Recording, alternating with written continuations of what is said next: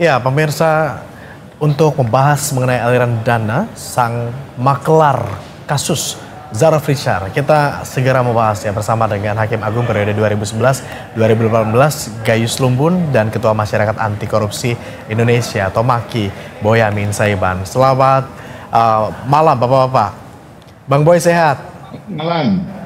Pak Gayus sehat? Terakhir ketemu kita waktu masih di Gatot Subroto nih, sehat Pak Gayus?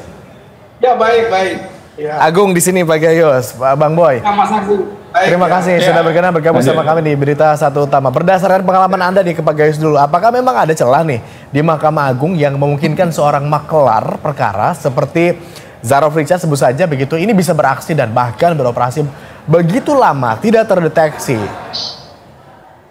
Upaya Kejaksaan Agung memang tidak ringan, mengejar uang di berbagai tempat dan asal usul uang ini dalam lingkup penerima dan yang memberi untuk dilacak dengan benar-benar memang tidak mudah, ya, sangat tidak mudah. Tetapi saya menggunakan dua teori untuk bagaimana TPPU terhadap wilayah tipikor. TPPU itu banyak berjenis-jenis ya, bagaimana TPPU yang mencuci uang melalui bank, kemudian mencuci uang melalui membentuk perusahaan, kemudian yang lainnya ya, atau merupakan investasi dan sebagainya. Tapi ini TPPU terhadap gratifikasi atau suap, ini tidak mudah.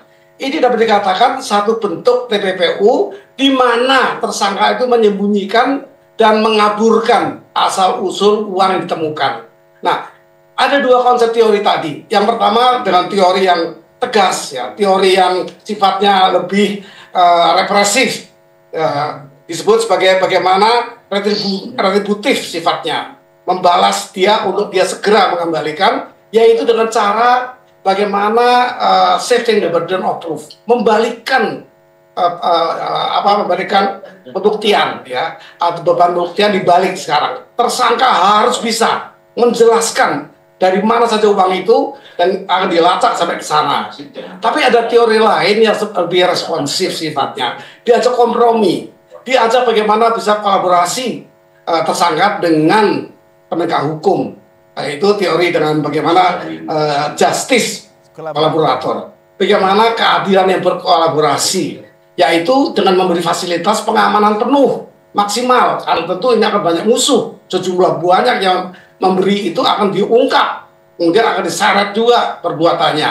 Nah, ini juga nanti ada satu pemberian, yaitu bagaimana ada keringanan, fasilitas lain yang lebih nyaman. Tetapi ini memang bersifat responsif, merespon keadaan, tapi uang akan kembali, bahkan akan lebih dari itu, karena akan terungkap seluruhnya dengan niat yang baik, karena dijaga secara penuh maksimal, diberikan berbagai fasilitas, termasuk pemotongan dukungan. Itu ada undang-undangnya dan sudah berjalan. Sebut saja pembunuhan oleh Jenderal Sambo kepada yang melakukan ada Eliezer. Eliezer cuma dihukum 1,5 tahun. Dia yang melakukan pembunuhan, yang menembak. Nah, itu artinya memang ini bukan kompromi dengan kejahatan utuh, tetapi ini memaksimalkan hasil, bagaimana berhasil untuk mengungkapkan uang disembunyikan, dikaburkan tadi oleh seorang pelaku TPPU. Tapi berikan dia keringanan, berikan dia fasilitas. Mungkin intinya begitu. Oke, nah kalau dalam kasus ini, Zara Frichar ini teori yang mana yang paling masuk nih? Yang pertama atau yang kedua? Pak Gayus. Saya mengusir kedua, karena seorang intelektual itu dipaksa seberapa dia mau pemikiran yang jauh. Tetapi dengan secara rasional diberikan berbagai fasilitas, mungkin akan berubah pikirannya menjadi memahami dengan baik. Negara juga akan mendapatkan pengembalian uang atau mendapatkan pemasukan yang semestinya tidak terjadi pelanggaran hukum, tapi dapat secara maksimal. Dengan sukarela, tersangka ini akan menceritakan yang ini kelompok ini dari mana, yang ini dari mana, siapa yang memberi, itu akan terungkap dengan jelas dan layak diberikan keringanan. Oke, saya mau geser ke Bang Boyamin. Bang Boy, MAKI ini kan dikenal begitu aktif membongkar skandal mafia peradilan. Apa yang menurut Anda paling janggal dari aliran dana dalam kasus ini? Konten pertama itu kan tanda kutip OTT, kasus di Surabaya itu suap, kan itu kan. Nah, mestinya ini Kejaksaan Agung konsisten itu sebagai suap. Nah, kalau suap berarti kan pemberinya harus dilacak siapapun di situ.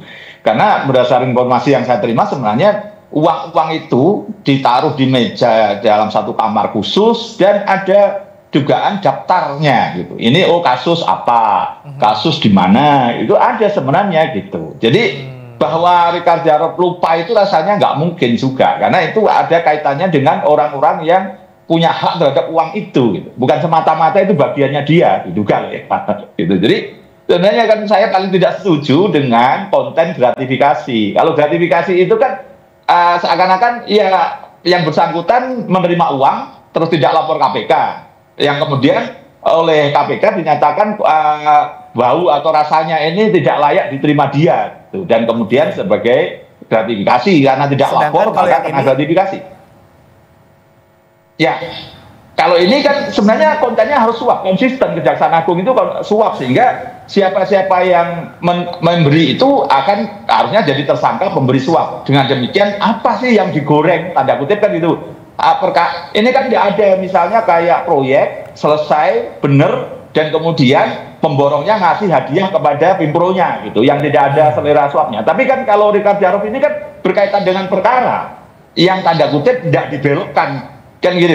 Nah, harapannya pemberi kan begitu. Jadi ini mestinya sejak awal harusnya suap sehingga dimunculkan siapa pemberi-pemberi sampai rinci gitu. Konon katanya ada yang paling tinggi 200 miliar, ada yang 50 miliar, ada yang 100. Dan menurut saya kalau di atas 10 miliar, Richard Jarot itu saya yakin sih masih dia ingat siapa-siapa pemberinya, karena juga ada dugaan catatan-catatannya. Jadi saya sebenarnya sejak awal paling tidak setuju hanya kemudian di luar yang Surabaya menjadi gratifikasi. Tapi ada apa-apa lah. Kemudian ada langkah tanda kutip kemajuan dari Kejaksaan Agung kemudian dikenakan pencucian uang. Ini ada dua motif kira-kira kalau boleh saya menilai. Pertama, Richard Jarot tutup mulut, akhirnya jengkel yang dikenakan TPPU gitu. Terus atau yang kedua ya ini ada kemajuan atas kritikan kita karena gratifikasi kita dikenakan TPPU. Nah, dengan TPPU itu kan toh juga akan bisa dilacak siapa pemberinya, siapa yang istilahnya menyuapnya, tanda kutip itu tadi. Dan sehingga nanti kalau ini diketemukan siapa yang memberi, kan yang memberi bisa dikenakan pasal suap. Karena kalau nanti dalam perkara yang sama dikenakan pasal 2 kali di waktu yang berbeda kan kena nebis in idem, jadi nggak bisa. Jadi itu saya kira tuh masih. Oke, tapi kalau pengungkapan kasusnya melalui metode coba cari deh gitu, justice kolaborator seperti tadi yang disampaikan oleh Pak Gayus, gimana dari kacamata Anda? Kira-kira akan efektifkah atau gimana? Mungkin itu sudah dicoba, dan karena Richard Jarot itu tutup mulut, akhirnya mungkin loh ya, ini jengkel, udahlah dikenakan pencucian uang aja lah. Karena itu prosesnya sudah diberi kesempatan, itu masih tutup mulut aja. Sehingga upaya untuk justice kolaborator atau bahkan level lebih jauh lagi whistleblower untuk supaya meringankan segala macam, nampaknya gagal gitu. Dan ini sekarang dikenakan pencucian uang gitu. Nah, ini dalam rangka mengejar siapa pemberi-pemberinya gitu, dan perkara apa yang kira-kira digorengnya gitu. Nah, seperti yang katakan tadi ada dugaan bahkan tertinggi dari uang itu 200 miliar, ada yang menyuapnya untuk perkara yang sudah lama, itu prosesnya mulai zaman awal Orde Reformasi sampai sekarang masih berkepanjangan, dugaannya dari situ yang paling tinggi. Nah, itulah yang tugas memang Kejaksaan Agung kita dorong untuk melakukan proses-proses itu, dan ya kita apresiasi sisi lain akhirnya dikenakan pencucian uang. Ini kan dalam rangka yang memang akhirnya untuk tanda kutip tadi seperti Pak Profesor Gayus tadi, ya barangkali nanti daripada dituntut seumur hidup karena pencucian uang, ya pilih mana, akhirnya bisa aja dengan metode ini akhirnya membuka diri dan kemudian dapat fasilitas. Kedua juga ini kan rangkaian siapa yang memberi. Ketiga kan akhirnya kita tahu perkara apa yang digoreng. Nah, itu kan artinya inilah sebagai sarana yang saya dorong, kami dorong semua untuk sarana bahwa putusan pun juga tanda kutip bisa dinilai meskipun istilahnya independen gitu. Tapi boleh tetap dinilai oleh nanti Komisi Yudisial, bahkan oleh Badan Pengawas Mahkamah Agung juga, bagaimana yang bersangkutan hakim-hakim itu bisa jadikan kondite. Bisa nggak promosi yang bersangkutan? Bukan hanya kalau membatalkan ya tidak bisa, tapi paling tidak ada untuk peningkatan kualitas hakim kita dengan cara dinilai itu gitu. Karena Profesor Gayus dulu kan waktu di Mahkamah Agung mohon maaf tidak bisa berbuat banyak karena ya keterbatasan beliau gitu. Saya paham. Jadi ya akhirnya inilah yang harus kita konfirmasi langsung aja nih sama Pak Gayus. Gimana Pak Gayus waktu itu dulu di zaman Anda, Pak Gayus? Ini memang betul ya Pak Bu Yamin disampaikan ya, di sebuah situasi itu tidak maksimal untuk kita bisa berbuat. Justru saya di luar sistem ini sekarang saya bisa banyak bicara. Artinya saya mencoba menyampaikan ketika tidak ada rasa risih dan sebagainya. Nah, tetapi kembali kepada bagaimana kita memaksa seorang tersangka ini mau menjelaskan dengan jujur agak sulit. Mungkin di penyidikan, di penuntutan dia akan manut itu. Ya, Bapak ngomong apa, teklah seperti ini. Ketika di pengadilan dia punya hak ingkar, hak diam. Artinya tidak akan berhasil kita mengembalikan semua uang ini. Jadi saya lebih memilih cara-cara yang responsif, ya, yang tidak represif. Diberikan kesempatan untuk yang bersangkutan mengaku, ya semaksimal apa dia mengaku, itulah yang dia akan mendapatkan dengan fasilitas yang ada, diatur undang-undang. Pembunuh saja bisa dihukum cuma 1,5 tahun yang langsung melakukan. Ini kan contoh contoh-contoh keberhasilan dari teori ini. Dia mengungkap semua, membuka kotak Pandoranya. Nah ini juga demikian. Silakan tersangka Anda membukakan ini, Anda akan saya berikan berbagai fasilitas. Itu dengan sukarela orang akan mengatakan baik di penyidikan, penuntutan, sampai pun di pengadilan nanti, di pemeriksaan di pengadilan. Dia akan konsisten karena niatnya sudah mengatakan beri keringanan. Karena hukuman itu tidak menjadi tujuan hukum modern. Pak Gayus, mereka ini adalah orang yang sudah biasa mengadili, kemudian saat ini harus diadili, begitu, sehingga mereka sudah tahu celah-celahnya mungkin atau seperti apa gitu. Tadi Anda bilang di awal mereka mungkin bisa mengungkap, tapi pada saat di pengadilan berlangsung mereka bungkam gitu. Ya, itu baik terjadi pengalaman saya ya. Artinya mereka ya nggak mau ditekan-tekan di penyidik, ya silakan di-tag aja BAP saya. Tapi ketika di pengadilan dia berubah 100%. Bahwa dia dipaksa, bahwa dia ditekan. Saya akan menggunakan hak ingkar saya. Hak diam. Itu sudah tidak bisa, itu internasional mengakui itu fasilitas terdakwa di sidang pengadilan, ya itu yang dibolehkan. Ya diam saja, terserah penyidik menentukan, hakim sulit untuk membuat satu kesimpulan, membuat satu analisa perbuatan, dan itu akan menyulitkan penegakan hukum. Bagi saya teori terbaru tadi JC itu bisa digunakan. Kalaupun yang bersangkutan tidak mau, coba disadarkan daripada terjadi yang saya sampaikan tadi. Tadi Bang Boyamin sempat menyampaikan bahwa ini juga bisa jadi dilakukan beramai-ramai kan konsepnya begitu. Semua ambil bagian tampaknya. Bukan semua, beberapa pihak ambil bagian gitu. Saya masih lanjut ke Pak Gayus dulu nih. Di pengalaman Anda sebagai Hakim Agung begitu, seberapa besar sih sebetulnya tekanan atau mungkin intervensi dari pihak luar terhadap proses kasasi? Kalau ketika saya Hakim Agung memang tidak sedikit saya merasa tekanan ya. Tetapi yang saya akan gunakan adalah bagaimana teknis yuridis di tingkat pertama, di penyidikan itu lebih penting. Ini kan mata rantai panjang di TPPU ini. Tidak mudah. Ini kalau dikatakan apakah tersangka Richard ini memang melakukan berat, harus dihukum berat. Tapi saya kalau membayangkan yang bersangkutan, ini seperti lagunya Titiek Puspa ini, kupu-kupu malam. Banyak yang benci dirinya. Tapi ada yang butuh pertolongan dia. Nah ini satu manusiawi yang sulit dikembangkan. Oleh karena itu, lagu ini mungkin bisa menjiwai bagaimana menganalisa seorang yang melakukan karena dia punya potensi. Dia bisa menolong. Dan mungkin cukup banyak tertolong dengan cara yang menyimpang. Ini harus buka, potong mata rantai ini. Agar semua sadar melalui pengakuan-pengakuan oleh tersangka. Kita perbaiki sistem peradilan yang ada. Sistem penyidikan yang harusnya seperti apa. Ini mungkin penting buat kita pahami. Sehingga seluruh kerutan pengadilan hari ini di Semarang, di mana-mana itu terjadi. Artinya apa? Orang tidak lagi by need, memang hakim sudah cukup, tapi greedy mungkin, dan ada kesempatan, ada chance yang bisa digunakan. Ini hal teori korupsi ini yang mungkin perlu kita kembali kita tanamkan di pemahaman kita. Jadi usul saya memang harus disadarkan, beliau ini kaum pimpinan ya, artinya intelektual ini. Pemahamannya sangat baik, pemahaman mengenai hukuman juga sangat paham, maka ini bisa tahu. Ini teori, jadi bukan gagasan saya. Teori JC namanya, itu digagas di Amerika Serikat untuk dipikor memang. Kalau bisa mengembalikan sebanyak-banyaknya kerugian negara atau potensi negara masuk uang menjadi tidak masuk atau menjadi tidak kembali uang itu. Ini teori utamanya. Jadi bagaimana TPPU itu dijalankan dengan tepat dan memahami bagaimana keinginan dari orang tersangka ini dengan perbuatan salahnya. Ini mata rantai yang luas. Ini memang dia dibenci. Kita membenci semua perbuatan ini. Tapi dia juga menjadikan dibutuhkan oleh banyak orang juga untuk hal seperti ini. Ini berlanjut. Banyak orang butuh ini tetap. Jadi sosok TPPU yang dilakukan oleh tersangka ini juga akan berlanjut. Cuma ganti orang saja nanti. Gitu. Oke, saya kembali ke Bang Boyamin. Kalau Pak Gayus tampaknya sekarang sudah tidak bertarung lagi di tengah-tengah lapangan. Sekarang sudah ada di kursi penonton mungkin begitu. Jadi bisa lebih belak-belakan, bisa lebih terbuka untuk speak up begitu.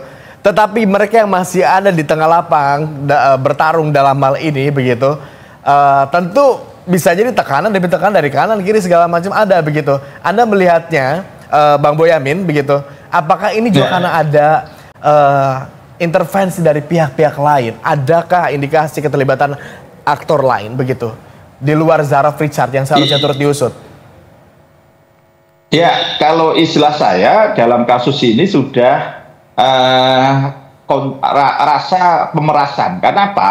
Ada kemarin itu pernyataan yang disampaikan oleh Kejaksaan Agung bahwa Panitra itu menyampaikan kepada lawyernya, kalau tidak diurus bisa lebih tinggi daripada tuntutan jaksa lo. Gitu. Nah, itu sudah kontennya rasa pemerasan itu. Nah, kalau itu nggak dari mana sampai level itu, gitu. Nah, saya kan selalu mengistilahkan gini, awal tahan godaan. Terus kemudian tidak tahan godaan, berikutnya minta digoda, tertinggi adalah pemerasan gitu. Nah, saya justru kaget. Dulu mungkin karena godaan atau minta digoda masih inilah. Terus sekarang levelnya ini uang mengalir ini sudah sampai level pemerasan karena sudah ada ancaman kalau kamu nggak ngurus ini bisa tuntutannya putusannya vonisnya lebih tinggi dari tuntutan jaksa lo gitu kan. Dan memang ada beberapa kan yang putusan lebih tinggi dari tuntutan gitu dalam kasus korupsi. Nah, ini yang memprihatinkan. Maka kemudian kemarin ada elemen masyarakat yang men-challenge dalam bentuk melaporkan penyidik kepada Jaksa Agung Muda Pengawasan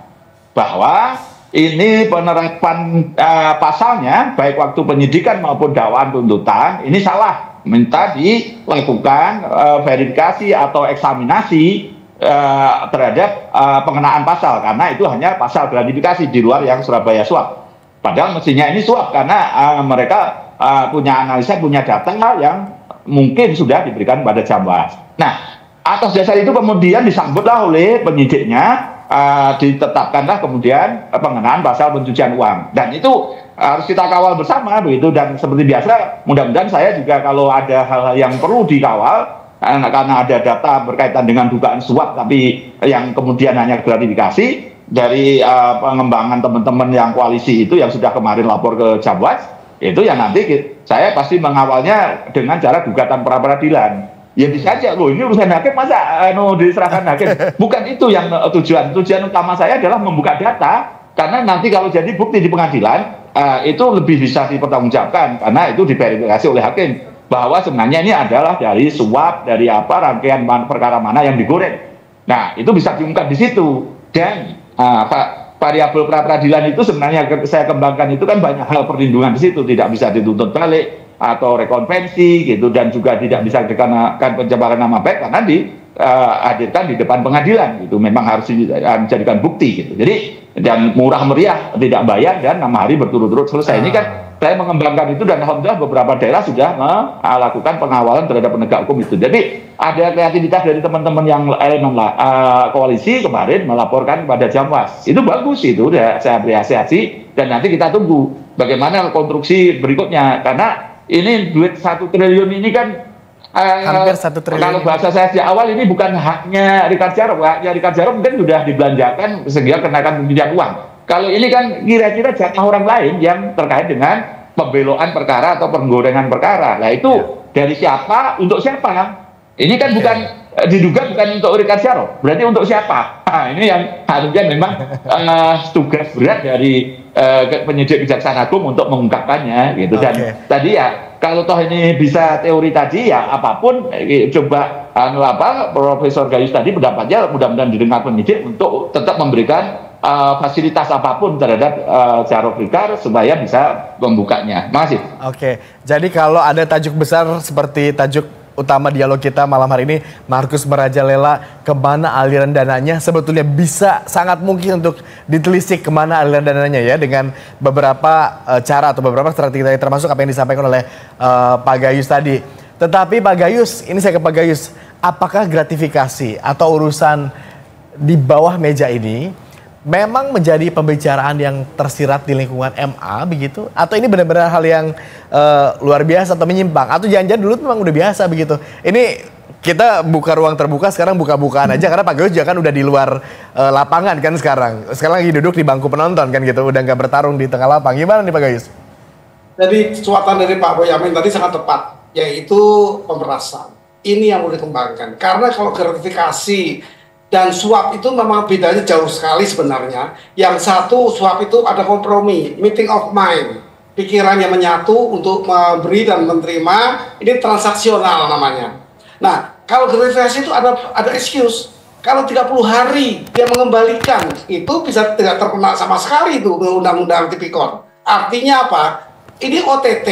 OTT itu tidak dikenal sebenarnya di dunia peradilan atau di undang-undang. Yang ada TT, tangkap tangan. Tangkap tangan itu kan seketika, jaraknya dekat sekali, tidak lebih dari atau tidak melebihi 30 hari. Ini ada kesempatan untuk mengembalikan bagi penerima, kecuali dia dengan sengaja menerima, memang dia dengan terbuka untuk menerima, itu berbeda. Tapi kalau pemerasan, ini hal yang berbeda lagi.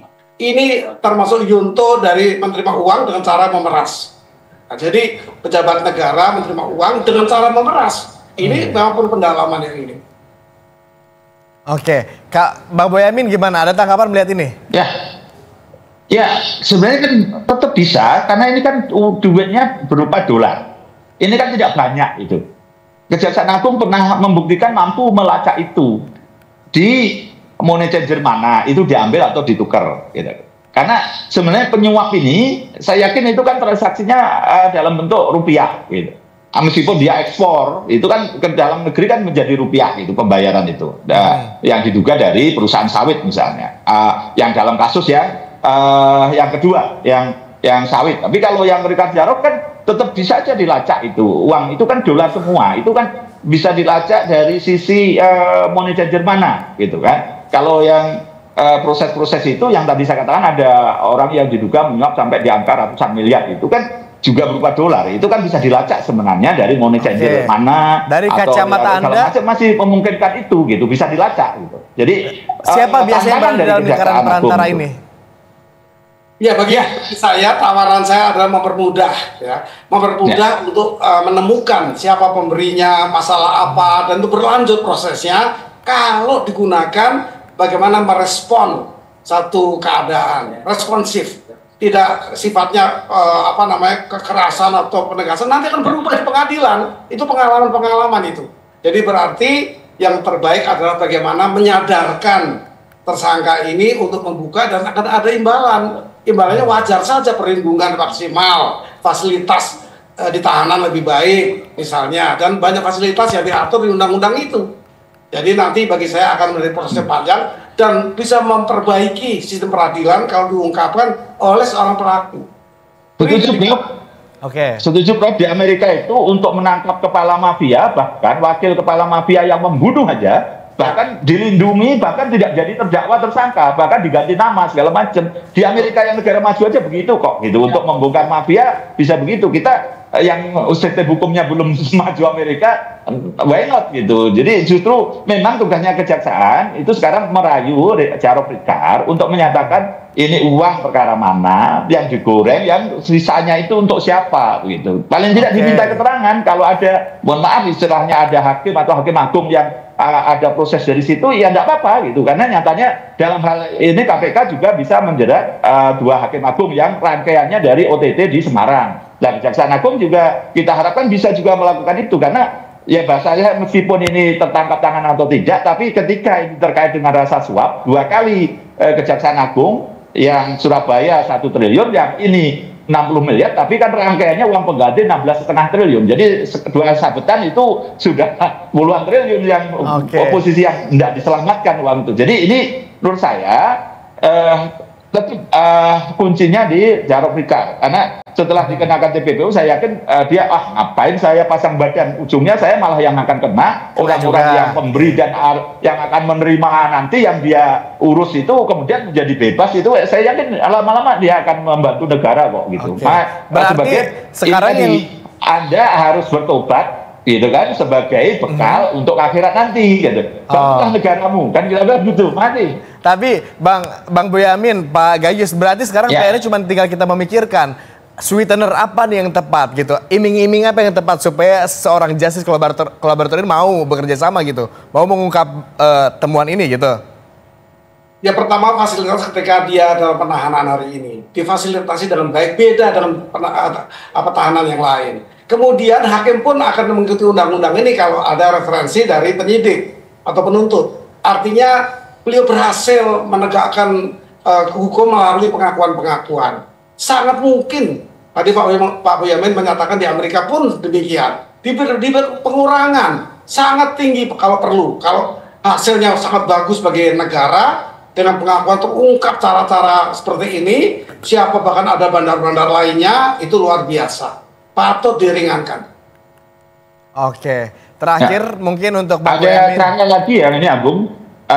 Saya mengharapkan LPSK turun tangan gitu, untuk kalau tidak pun saya akan berkirim surat kepada LPSK untuk melakukan treatment terhadap Jarod Fikar. Karena apapun dia dari sisi itu bisa jadi pelaku yang bekerja sama atau yang dilindungi untuk mengungkap yang lebih besar. Nah, kalau nanti LPSK turun, saya kira bisa membantu bahwa dia merasa dilindungi, merasa diapresiasi, dan kemudian menyadarkan. Itu perlu, kadang-kadang perlu stimulan itu. Tadi kan aku sweetener apa gitu. Ya, LPSK akan saya kirimi surat biar masuk dalam perkara ini dalam konteks untuk membongkar yang lebih besar. Dan itu biasanya LPSK, Lembaga Perlindungan Saksi Korban, itu turun beberapa kasus dan saya pernah mengkreativitaskan itu. Jadi akan kita serahkan pada LPSK untuk memberikan perlindungan kalau dia bersedia bongkar-bongkaran untuk proses-proses yang lebih besar tadi. Karena apapun ini sesuatu yang perlu kita negara harus hadir, yaitu LPSK itu dibentuk kan untuk itu. Nah, kita dorong LPSK untuk turun mengurusi ini juga. Ini seperti kasus-kasus sebelumnya ya, kita ingat waktu itu pengungkapan kasus Verdi Sambo juga LPSK berperan aktif di situ ya, untuk melindungi saksi di sana sehingga akhirnya bisa berungkap, berani untuk speak up akhirnya begitu ya.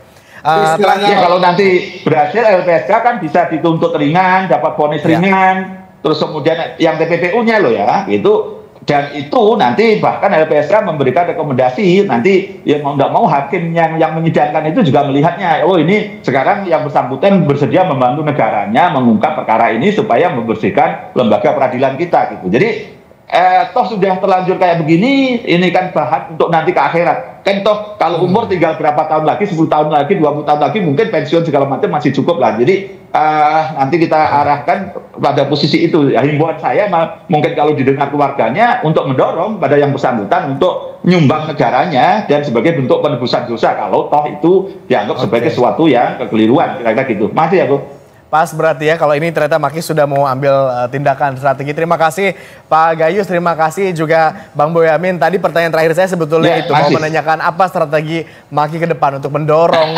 KPK atau Kejagung lebih transparan dalam penelusuran. Ternyata jawabannya salah satu yang mungkin akan ke LPSK nanti ya. Kita tunggu nanti jawabannya, mungkin kita sekaligus undang juga LPSK di dialog berikutnya ya. Mungkinkah akan terjadi? Selamat kembali beraktivitas Pak Gayus, sehat-sehat. Bang Boyamin, sehat-sehat. Ya, masih. Pak Boyamin, terima kasih. Pemirsa, Presiden